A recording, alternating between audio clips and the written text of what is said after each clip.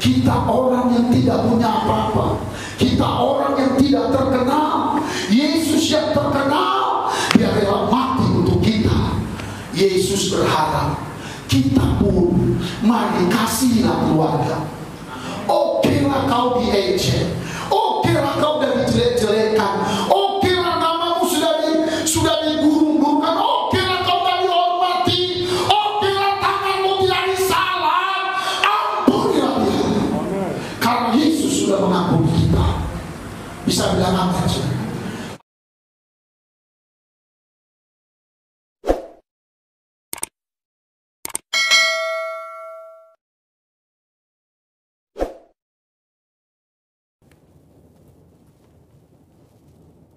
Shalom saudara, dalam edisi Voice of Pentecost kali ini, kita akan membahas mengenai hati-hati dengan mulutmu. Pada tahun 1900-an di Amerika Serikat, pernah diadakan suatu penelitian terhadap 2 keluarga untuk meneliti pengaruh perkataan dan karakter terhadap keturunan mereka. Secara mengejutkan, hasil yang didapat adalah keluarga Jonathan Edwards yang mendidik anak mereka sesuai perkataan firman Tuhan memiliki keturunan yang berhasil. Sedangkan keluarga Max Jukes yang tidak memperhatikan perkataan mereka sesuai dengan firman Tuhan memiliki keturunan yang buruk dan tidak berhasil. Hal ini membuktikan bahwa perkataan kita memiliki kuasa bagi masa depan kita. Yesaya 50 ayat 4 dikatakan, Tuhan Allah telah memberikan kepadaku lidah seorang murid, supaya dengan perkataan aku dapat memberi semangat baru kepada orang yang letih lesu. Setiap pagi ia mempertajam pendengaranku untuk mendengar seperti seorang murid. Pertanyaannya sekarang, bagaimana caranya agar lidah kita disebut sebagai lidah seorang murid? Yang pertama, mengendalikan setiap perkataan yang keluar dari mulut kita. Yakobus 3 ayat 5, 6, dan 8 berkata, demikian juga lidah, walaupun suatu anggota kecil dari tubuh, namun dapat memegahkan perkara-perkara yang besar. Lihatlah, betapapun kecilnya api, ia dapat membakar hutan yang besar. Lidah pun adalah api. Ia merupakan suatu dunia kejahatan dan mengambil tempat di antara anggota-anggota tubuh kita sebagai sesuatu yang dapat menodai seluruh tubuh dan menyalakan roda kehidupan kita. Sedang ia sendiri dinyalakan oleh api neraka, tetapi tidak seorang pun yang berkuasa menjinakkan lidah. Ia adalah sesuatu yang buas, yang tak terkuasai, dan penuh racun yang mematikan. Hal ini harusnya menyadarkan kita bahwa dosa perkataan atau dosa lidah bukanlah sesuatu yang main-main. Daud sendiri menyatakan bagaimana dia memiliki tekad yang kuat untuk menjaga dirinya supaya jangan berdosa dengan lidahnya. Daud memberikan sebuah istilah menahan mulutnya dengan kekang, di mana kekang artinya melakukan kontrol, memegang kendali terhadap mulut atau perkataan kita. Memang bukan sesuatu yang mudah, tapi bukan merupakan hal yang mustahil karena dengan pertolongan dari Roh Kudus, kita pasti bisa melaluinya. Yang kedua, menyadari bahwa semua perkataan kita diperhatikan oleh Tuhan. Perkataan merupakan ekspresi hati dan ungkapan dari apa yang kita pikirkan. Tuhan melihat kita jauh ke lubuk hati kita yang terdalam. Ia mengetahui segala motivasi hati kita. Mungkin orang lain dapat kita bohongi dengan perkataan manis dan lembut yang sebenarnya hanya sekedar menutupi hati yang busuk atau pikiran yang jahat. Tapi Tuhan tidak dapat dibohongi. Daud menyatakan dalam Mazmur 139 ayat 4, sebab sebelum lidahku mengeluarkan perkataan, sesungguhnya semuanya telah kau ketahui, ya Tuhan. Dalam konteks dunia modern saat ini, di mana media sosial menjadi salah satu sarana komunikasi yang dipakai untuk mengungkapkan ide, pendapat, komentar, informasi, bahkan curahan isi hati, jari-jari kita sebagai alternatif lidah atau bisa dikatakan sebagai lidah yang menuliskan perkataan kita di medsos juga harus kudus. Jangan sampai jari-jari kita mengetikkan pesan hoax, yaitu berita sembarangan yang tidak terbukti kebenarannya, apalagi yang menimbulkan perpecahan, kebencian, kebingungan, bahkan penyesatan bagi orang-orang yang membacanya. Yang ketiga, mulut kita senantiasa memperkatakan firman dan puji-pujian. Salah satu cara efektif untuk menjaga agar kita tidak salah menggunakan perkataan adalah dengan menggunakannya secara benar, yakni dengan cara senantiasa memperkatakan firman Tuhan dan puji-pujian kepada Tuhan di setiap waktu, di setiap keadaan, di setiap situasi kepada semua orang. Sambil kita memuji-muji Tuhan, ingatlah apa yang Tuhan nyatakan melalui Yakobus dalam suratnya. Jikalau ada seorang menganggap dirinya beribadah, tetapi tidak mengekang lidahnya, ia menipu dirinya sendiri. Maka sia-sialah ibadahnya. Sebagai contoh, bila kita mengalami suatu kejadian yang kurang baik, kita tetap memperkatakan ucapan syukur kepada Tuhan dan bukannya bersungut-sungut, karena firman Tuhan berkata, mengucap syukurlah dalam segala hal. Yang keempat, menyelaraskan perkataan dengan perbuatan kita. Dalam 1 Yohanes 3 ayat 18 dikatakan bahwa kita harus mengasihi bukan hanya dengan perkataan atau dengan lidah saja, tetapi dengan perbuatan dan dalam kebenaran. Perkataan adalah sesuatu yang nyata dan dapat didengar secara nyata. Namun, ketika perkataan diucapkan untuk menyatakan perasaan kasih kepada seseorang, hal tersebut bisa menjadi sesuatu yang tidak berarti apa-apa jika tidak disertai dengan perbuatan nyata seperti yang dikatakan. Misalnya, ketika kita berkata bahwa kita mengasihi Tuhan dengan segenap hati, namun kita malas beribadah atau malas melakukan firman Tuhan, maka perkataan kita tidak bermakna sama sekali. Kita perlu menyelaraskan perkataan dengan perbuatan kita. Dengan demikian, membantu kita untuk berpikir sebelum berkata-kata. Amsal 18 ayat 20-21 mengingatkan bahwa hidup dan mati dikuasai lidah. Oleh sebab itu, kita perlu memperhatikan apa yang kita ucapkan. Biar dari mulut kita hanya keluar kata-kata yang membangun, bukan menghancurkan. Menguatkan, bukan melemahkan. Ingat, Amsal 18 ayat 20-21 juga berbicara mengenai apa yang kita ketik di sosial media. Biar perkataan dan postingan kita memuliakan nama Tuhan. Saudara, untuk penjelasan lebih lengkapnya dari tim teologi kami, jangan lupa untuk buka link yang ada di atas atau scan QR Code yang tersedia. Salam integritas, Tuhan Yesus memberkati.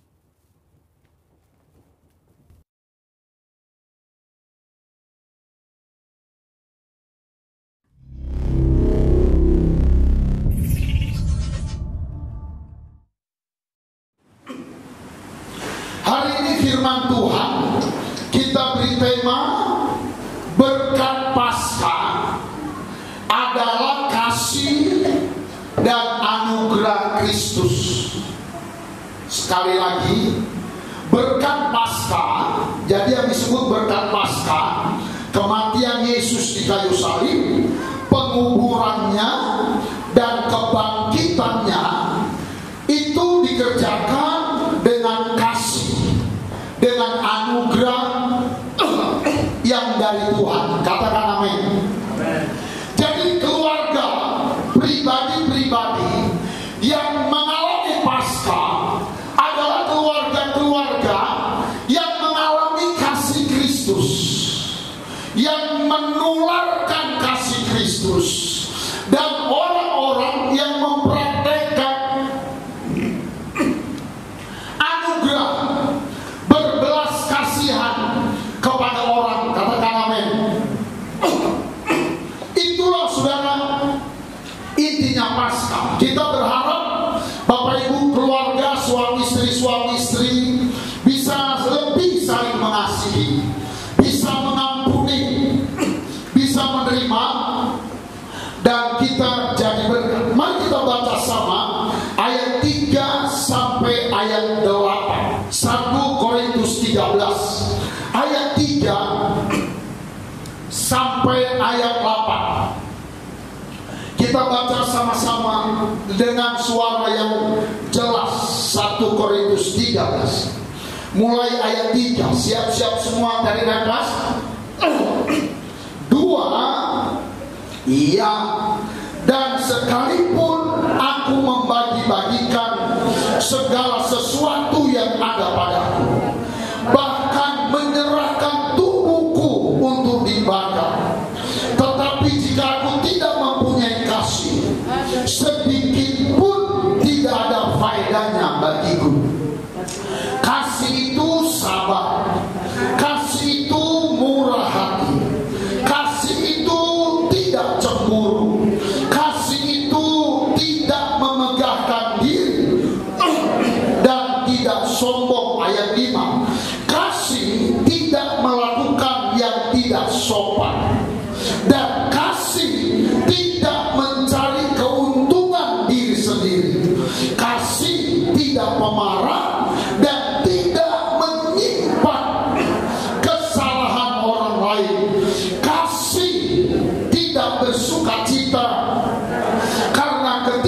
keadilan, tetapi kasih bersukacita karena kebenaran. Semua yang 7. Kasih menutupi segala sesuatu, percaya segala sesuatu, mengharapkan segala sesuatu. Kasih itu sabar, menanggung segala sesuatu. Ayat 8. Kasih tidak berkesudahan, nubuat akan berakhir, bahasa roh akan berhenti, pengetahuan akan lenyap. Katakan amin. Bapak Ibu, saudara-saudara yang saya kasih di dalam Yesus Kristus, dari bacaan firman Tuhan yang sangat hebat dan yang sudah terkenal ini, Tuhan Yesus menjelaskan beberapa hal untuk kita sama-sama belajar. Yang pertama adalah bahwa mujizat Paskah, berkat Paskah itu terjadi dan bisa kita alami adalah karena Yesus sangat besar kasihnya kepada kita. Karena Yesus begitu mengasihi saya, begitu mengasihi Bapak Ibu, Yesus begitu mencintai keluargamu, dan kasihnya sangat-sangat besar buat kita. Dan Paskah itu adalah anugerah Tuhan, kemurahan Tuhan, kebaikan Tuhan, kasih karunia Tuhan yang sangat besar Dia berikan kepadaku dan kepadamu. Katakan amin. Itulah Paskah. Yang kedua, saudara, Paskah itu adalah kasih. Ayat 3. Ayat 3 katanya begini: sekalipun kita bisa membagi-bagikan seluruh harta kita kepada orang, bukan hanya itu, bahkan memberikan tubuh kita untuk mati bagi orang. Saudara, Alkitab katakan kalau itu kita kerjakan tidak dengan kasih. Ada orang dengan nafsu supaya terkenal. Saudara, kita kerjakan dengan segala sesuatu kekuatan kita. Kalau kita kerjakan tanpa kasih, kata kita percuma. Sia-sia buat Tuhan, sia-sia buat diri kita. Yang ketiga, saudara, dari firman Tuhan ini, Tuhan Yesus mau kita belajar mempraktekkan kita mengasihi, kita berkemurahan, saudara. Kita praktekkan, kita belajar menerima orang, mengampuni orang, kita memberkati orang di mana? Pertama, di rumah kita. Kalau selama ini kita gampang ngamuk, gampang tersinggung, gampang cengeng, coba berkati orang. Di tempat kerja kita, marilah kita perbaiki, kita bangun hubungan di tempat kerja kita, di kampus kita, saudara, di pergaulan kita, di gereja kita. Kita mari belajar mempraktekkan kasih Paskah. Yang mengerti katakan amin. Saudara, hari ini kita mau belajar 2 hari. Yang pertama, kita belajar apa itu kasih. Saya pun belum pintar dan gak berani sebetulnya mengembangkan kasih. Tapi waktu berdoa di hari-hari ini, Tuhan selalu ingatkan, kau belajar. Akhirnya kita belajar mengasihi. Amin, saudara. Karena orang Batak dari kampung BTL, Batak tembak langsung, lebih besar marahnya daripada lebih besar curiganya daripada pengampunan. Ada orang lebih gampang emosinya, lebih gampang sumut-sumutnya. Amin, saudara. Saya jelaskan sebisanya, biarlah jadi berkat. Apa itu kasih? Yang kedua, nanti kita belajar sebesar apa kasih Tuhan, sehingga kita praktekkan. Yang pertama, apa itu kasih? 1, kasih bukan bukanlah perasaan. Perasaan berbeda dengan kasih. Ada orang mengasihi dengan perasaan, itu salah. Kenapa? Dengan Yeremia mencatat, perasaan itu bisa menipu. Contoh, perasaan kita berkata, rumah sakit yang gedungnya cantik, dicat putih, di keramik putih. Perasaan kita berkata rumah sakit lebih bersih dari rumah kita yang terbuat dari papan-papan. Itu kata perasaan. Tapi faktanya bukan. Rumah kita jauh lebih bersih dari rumah sakit yang megah. Amin, saudara. Itu sebabnya bayi, balita tidak boleh dibawa ke rumah sakit karena kuman ada di mana-mana. Itu sebabnya kita tidak boleh sembarangan ke rumah sakit. Disuruh pakai masker, tidak boleh banyak karena penyakit lebih banyak di situ. Seringkali kita terjebak, kita menggunakan perasaan sehingga kita sakit hati. Dengan hiduplah dengan kasih. Katakan amin. Yang kedua, saudara, kasih bukanlah asmara. Ada lagu asmara. Saudara, kasih itu bukan asmara. Anak-anak muda yang pacaran, kau pacaran, kau punya asmara, itu tidak kasih. Beda kasih, beda asmara. Asmara itu berkat dari Tuhan, yang Tuhan taruh di hati kita, sehingga manusia laki-laki dan manusia perempuan rindu kawin. Asmara itu adalah sebuah zat yang keluar di lever kita, di hati, ngerti ya? Di hati kita, dia keluar membasahi lever. Dia gambarannya kayak gini. Siapa pernah lihat keong? Angkat tangan. Tahu keong? Bekicot. Itu ada di pohon pisang. Kalau hujan-hujan betul kan? Kalau keong lagi jalan, itu kan badannya keluar dari sarangnya. Kita nampak badannya itu basah kering, betul gitu kan? Basah kering. Asmara pun gitu, di hati kita dibasahi kering, dia keluar seperti sebuah zat di dalam. Kalau nggak percaya belakang ada. Lihat, hati dia basah kering. Kenapa itu terjadi? Dia basah kering ketika seorang laki-laki atau seorang perempuan melihat lawan jenisnya dengan rasa tertarik. Bisa ngerti ya? Jadi kalau si Anton nengok si Tiur berjambul rambutnya, dia tertarik. Maka di hatinya keluar asrama ya. Keluarlah asmara itulah yang bikin kalau dekat gemetar. Gitu. Kalau siang terbayang-bayang, kalau malam mimpi. Kalau jauh cari, kalau dekat salah tingkah. Itu karena itu sedang kena asmara. Asmara itulah yang membuat tai gigi rasa coklat, bau ketiak rasa parfum. Itu asmara. Dengar baik.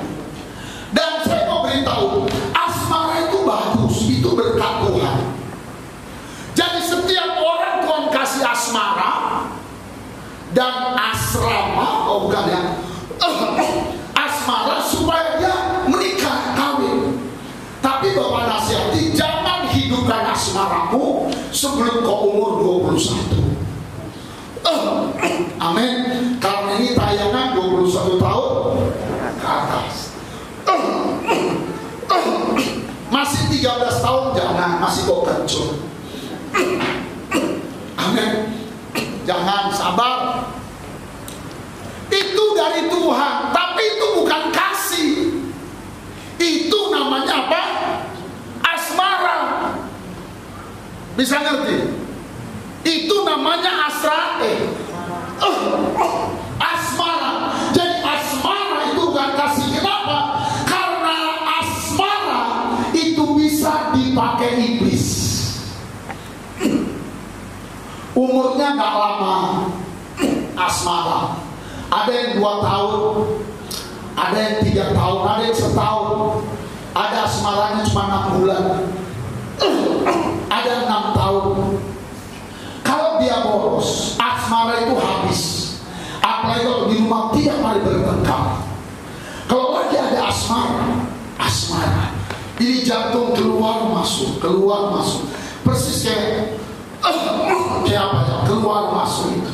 Kita kalau jauh kita nyanyi hadiratmu turasakan. Kita kecarian. Kalau dekat kita gemetar. Kalau lagi ada asmara, kalau kakinya terantuk sayang bulan bintang. Tapi kalau asmara udah habis, kakinya terantuk, dia matanya nilai komangan adalah sesuai dari mata. Kalau udah habis, dan kalau udah habis bisa dipakai simbolis masuk ke asmaramu, sehingga keluar asmara baru waktu melihat orang yang baru. Ngerti ya? Laki-laki nengok perempuan yang baru, keluar asmara baru. Ditanya, yang di rumah itu siapa Pak? Ibu kos. Ibu kos. Dia ngaku bujangan, tapi cucunya udah 9. Betul atau betul? Dia ngaku lajang. Ada banyak mahasiswa juga asmaranya dirusak sama simbolis. Ada asmaranya di gereja, ada asmaranya di kampus, ada asmaranya di mana-mana. Saudara, asmara itu bukan kasih. Asmara itu berkat Tuhan, harus dijaga. Bapak-bapak, ibu-ibu, kalau kau sudah kehilangan asmara, kepada istrimu berdoa, Tuhan kasihlah aku lagi asmara. Bisa bilang amin? Supaya kalau nengok bini, kita terhibur. Nengok laki, kita terhibur. Kalau nengok bini, homsek naruh kok. Yang ketiga, kasih bukanlah nafsu. Beda dengan nafsu. Anak-anak muda kalau pacaran suka dijebak. Kadang kau mengasihi aku, ciumlah pipiku, dosa. Amin. Kasih bukan nafsu. Nafsu, kasih. Mana bedanya? Nafsu selalu ingin mengambil, kasih selalu ingin memberi. Amin. Beda orang yang melayani dengan kasih dan melayani dengan nafsu. Kalau dengan nafsu selalu ingin dipuji, nafsu itu tidak peduli perasaan orang, biar orang sakit hati, yang penting aku puas. Orang yang melayani dengan nafsu, dia gak peduli orang kecewa, yang penting aku dipuji. Kalau dia melayani dengan kasih, saudara, beda. Kasih, dia rela menderita, yang penting yang lain bahagia. Bisa bilang amin, saudara. Jadi kasih bukan nafsu. Itu sebabnya orang yang punya kasihlah yang bisa berkata begini, cinta tidak selamanya memiliki. Tapi kalau nafsu nggak seperti itu. Kalau dengan kasih kita rela rugi, kita rela tidak dikenal, kita rela tidak disalam. Yang penting nama Tuhan dimuliakan, yang penting jiwa-jiwa diberkati. Tapi kalau nafsu, sebelum dia kita duluan katanya, supaya kita lebih terkenal, tidak di sini. Saudara, kalau begitu apakah kasih itu? Kasih itu adalah Allah sendiri. Kasih adalah kekuatan dan hadirat Tuhan. Katakan amin. Orang yang punya kasih itu orang yang punya kekuatan. Kita baca ayat 4. 1 Korintus 13 ayat 4. Kita baca sama-sama, semua kita baca. 2, ya, kasih itu kekuatan untuk sabar. Kasih itu kekuatan untuk murah hati. Kasih itu kekuatan untuk tidak cemburu. Kasih itu kekuatan untuk tidak memegahkan diri. Dan kasih itu kekuatan untuk tidak sombong. Katakan amin. Itu sebabnya kita perlu punya kasih Kristus. Bukan kasih buta julu, bukan kasih manusia, bukan kasih marga, tetapi kasih Kristus. Orang yang mengasihi itu cirinya 4. Pertama, dia mengampuni. Bisa bilang amin? Orang yang punya kasih, dia suka mengampuni. Tetapi dia bukan cuma mengampuni, dia mau menerima orang yang bersalah. Ada orang mengampuni tapi tidak mau menerima. Terus yang ketiga, dia memberkati. Orang yang mengasihi, dia memberkati. Yang keempat, orang yang mengasihi, orang yang melupakan seluruh rasa kecewa masa lalu. Katakan amin. Sekali lagi katakan amin. Kita beri tepuk tangan buat Tuhan. Apakah saudara mengasihi keluargamu? Berarti mengasihi artinya mengampuni. Bisa bilang amin? Mengasihi artinya menerima. Ada orang teks ini bapak aja bapak, sombong luar biasa. Wampuninya dia, tapi tidak mau salaman lagi. Itu tidak mengasihi kawan. Anda sedang sombong, Anda sedang salah. Mengasihi menerima. Yesus mengasihi kita, diterimanya kita. Amin. Mengasihi yang ketiga, memberkati. Mengasihi yang keempat, melupakan semua ingatan-ingatan buruk yang menyakitkan hati kita. Biarlah rumah tangga kita, anak cucu kita, teman-teman kita berbahagia karena kita hidup dengan kasih. Katakan amin. Ada lagu apa? Ajarilah kami ini saling mengasihi, ada ya? Yuk coba kita nyanyi. Rapnya saja, ajarilah kami ini mengasihi. 2, iya. Ajarilah kami ini saling mengasihi.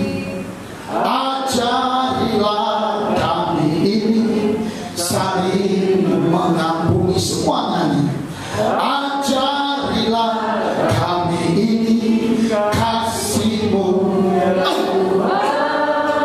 kasih-Mu tulus tiada batasnya. Sekali lagi rapnya, ajarilah kami ini. Ajarilah kami ini saling mengasihi. Ajarilah kami ini saling mengampuni. Ajarilah kami ini kasih-Mu yang luas, kasih-Mu tulus tiada. Kita beri tepuk tangan buat Tuhan Yesus. Maukah saudara mengasihi? Amin. Nah, sekarang bagian terakhir. Sebesar apakah kasih Tuhan? Kasih yang ada di hati Tuhan, sehingga dia mau mati di kayu salib, sehingga dia mau bangkit pada hari ketiga. Dan Tuhan rindu kasih yang besar itu biarlah ada di dalam hatiku, ada di dalam hidup kita, supaya suami istri, keluarga, orang tua dengan anak, satu jemaat, satu tempat kerja, kita bisa memberitakan Injil. Katakan amin. Sehingga orang-orang diselamatkan. Kita belajar sedikit saja. Yang pertama, kasih Tuhan kepada kita sangat-sangat besar. Yohanes 3 ayat 16 berkata, karena begitu besar kasih Allah, sangat besar. Sebesar apa? Roma 5 ayat 8. Kita baca sekali lagi firman hari Jumat Agung semalam. Saudara, yang pertama, Yesus mengasihi kita, mengasihi saya ketika kita masih berdosa. Itu kasih yang sangat besar. Kita baca sama Roma 5 ayat 8. Semua baca, kuat-kuat 2. Iya. Akan tetapi Allah menunjukkan kasih-Nya yang sangat besar kepada kita. Oleh karena Kristus rela mati untuk kita. Apa katanya? Ketika kita masih berdosa. Saudara, Tuhan kasih-Nya sangat besar. Dia rela mati, Dia rela bangkit ketika kita masih berdosa. Ketika kita sedang sombong, ketika kita masih kikir, ketika kita tidak peduli dengan Tuhan, ketika kita masih jahat, suka menjelekkan orang, ketika kita masih sombong. Lihatlah wajah Bapak. Ada orang di sini nggak ada. Jemaat Bethlehem semua baik-baik. Saya bilang ada orang sombongnya luar biasa. Dia kalau lihat orang, nggak ngomong, cuma di hati, menjengkal orang, dijengkalnya orang. Dia datang gereja jalan kaki, aku naik kereta. Itu di hati. Baju dia ini monjang, aku juga. Tapi dia sombong luar biasa. Asal lihat orang dijengkalnya orang.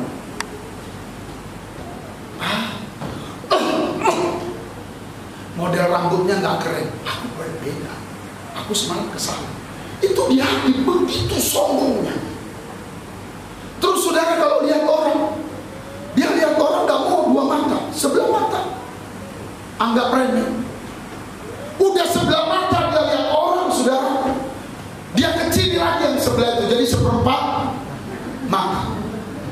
Udah seperempat mata dia lihat orang pakai kacamata hitam lagi, nggak dianggapnya orang. Ada lagi orang sombong lihat suku. Dia orang Tapanuli, orang Batak. Di hati, waktu kita sesombong itu, Yesus mati untuk kita. Waktu kalau kita jalan belanja, kita jengkali, kita ukur kalungnya, nggak ada apa-apa di kelinganya. Di lehernya itu imitasi itu. Masuk kita ke rumah orang, bunganya bunga keladi, bunga pula plastik semua. Saudara, waktu kita seaku itu, ada orang egois luar biasa. Kalau dia ngejek orang mau, tapi dia nggak boleh diejek. Wah, dia kalau menceritai orang dicincang, lebih kecil dari saksam. Rambutnya itu, sepatunya itu, kukunya itu. Tapi kalau dia ngejek, tersinggung dia, masuk ke kolam tengah tidur. Waktu kau sesombong itu, Yesus mati untukmu.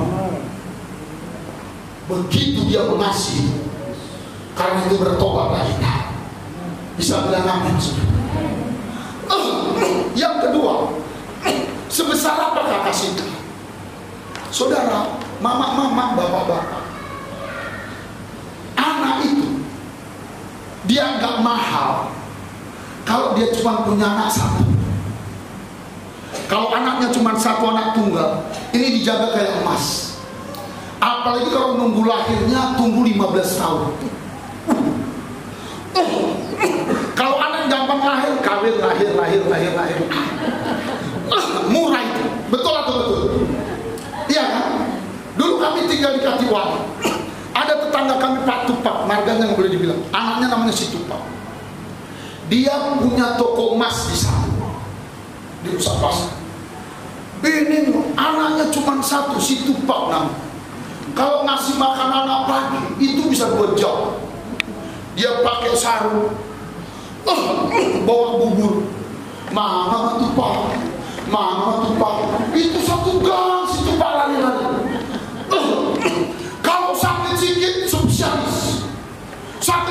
sosialis. Akhirnya karena kami tetangga, rumah cuma 3 rumah. Aku bilang, pendeta aku berkunjung, jangan lagi itu kali mendidik anak, nanti dia besar kepala, nanti Amang digantikan. Ih, Pak Pendeta, nggak tahu Pak Pendeta berapa lama aku dapat ini? 14 tahun. 14 tahun aku kawin baru dapat.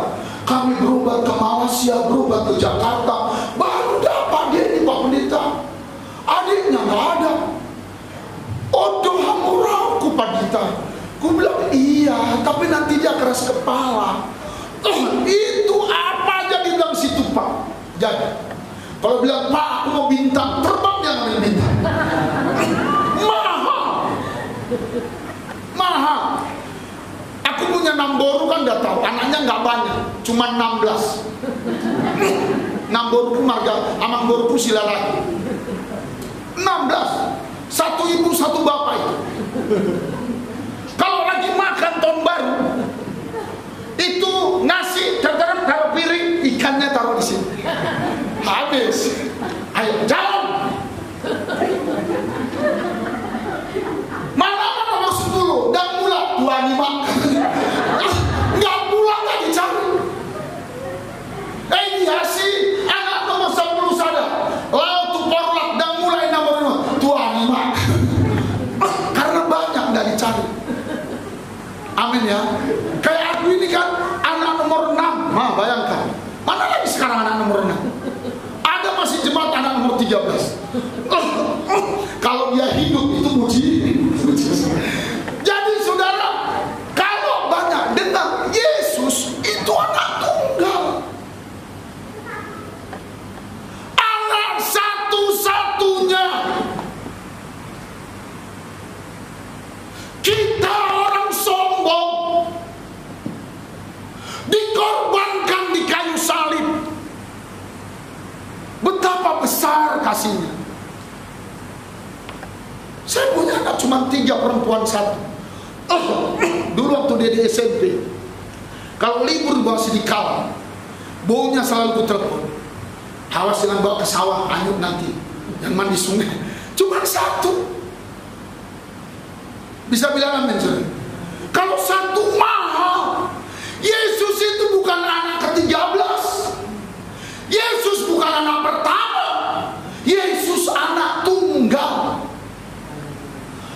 Dia rela untuk orang seperti kita yang sombongnya luar biasa, yang gigitnya luar biasa, saudara. Dia mati di kayu salib.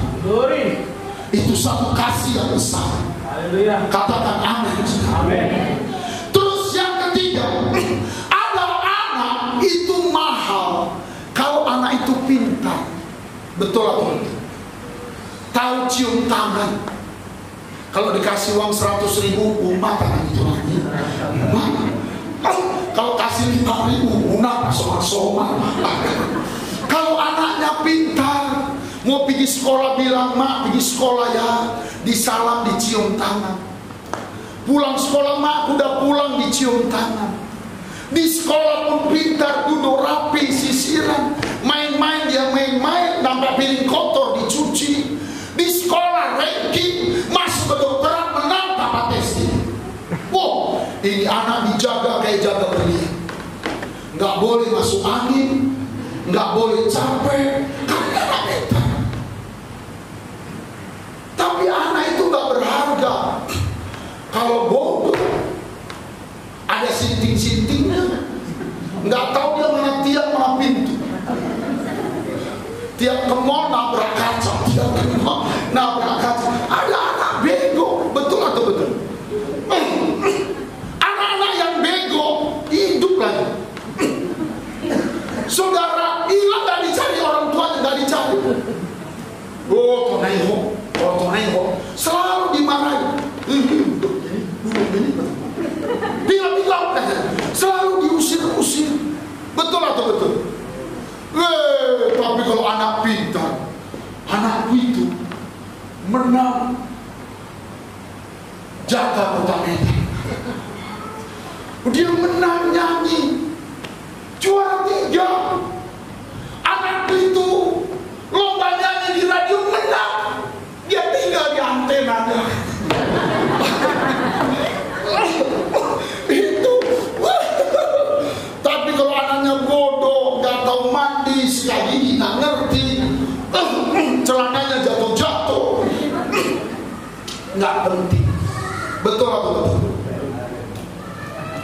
Makanya orang tua kuliah, kalau pulang anakku itu udah kerja, dia calon manajer, oh disambut, potong ayam, potong bebek, potong anak itu dokter itu belum tuh pesawatnya udah dijemput, belum tuh mahal. Dengar baik, Yesus itu anak mahal. Yesus bisa sembuhkan orang sakit. Yesus bisa jalan di atas air. Yesus bisa membangkitkan orang mati. Dulu di Kalimantan ada anak punya batu kecil, kalau dicelup di air diminum orang sembuh. Anak itu dijaga kayak jaga presiden. Mahal. Yesus bisa jalan di atas air. Begitu mahalnya Tuhan. Tetapi rela dikorbankan di kayu salib untuk orang seperti aku ini. Orang yang cengeng, orang yang punya kelemahan, rela dikorbankan untuk dirimu yang terlalu banyak alasan, terlalu banyak tuntutan dan pendendam. Lihatlah betapa besarnya kasih Tuhan. Dia tidak menghitung dosa kita. Bisa bilang amin. Kasihnya tidak terbatas. Dan waktu tidak disalibkan Yesus, dipangku tangan dan kakinya, ditendang dan diludahi, Yesus sudah bilang ini, hei orang Bethlehem, aku mati disalib, kau bertaubat ya? Tidak. Dia rela tanpa balas. Saudara, yang Yesus mau, biarlah kita hidup dengan kasih Paskah. Itulah membuat dia mau bangkit untukku dan untukmu. Kita orang yang tidak punya apa-apa, kita orang yang tidak terkenal. Yesus yang terkenal, dia rela mati untuk kita. Yesus berharap kita pun mari kasihlah keluarga. Oke lah kau diejek, oke lah kau udah dijelek-jelekan, oke lah namamu sudah digurung-gurungkan, oke lah kau udah dihormati, oke lah tanganmu tidak disalah, ampunilah dia. Karena Yesus sudah mengampuni kita. Bisa bilang apa? Ada orang saudara boro-boro ngampuni, diajak salam, begitu kesentuh dia bednya tes. Najis. Betapa sombongnya kita.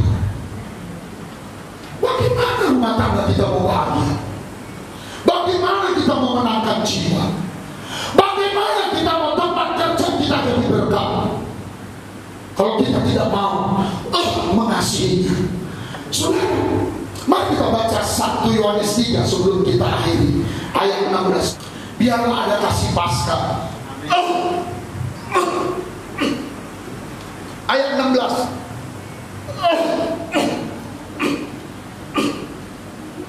Kita baca kuat-kuat sekali lagi. 2.